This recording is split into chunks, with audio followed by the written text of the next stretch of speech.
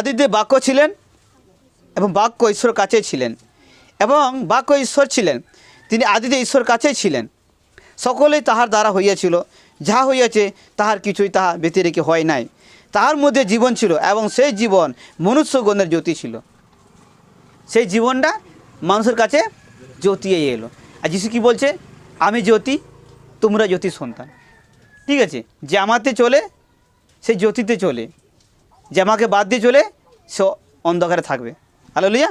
আর এইখানে মাংসে মূর্তিমান হইলেন, ঈশ্বরের কাছের দিকে যে বাক্যটা এসেছিল সেই বাক্যটা এখানে এটা মাংসময় রূপ ধারণ করলো। শিরা আপুসিরা সেম আমাদের মতো নেই, সেই বাক্যটা রূপ ধারণ করলো। আমেন। আর এখানে বলছেন এবং আমাদের মধ্যে প্রবাস করিলেন, আর আমরা তাহার মহিমা দেখিলাম, যেমন পিতা হইতে আগত এক জাতের মহিমা, তিনি অনুগ্রহে সত্যে পূর্ণ।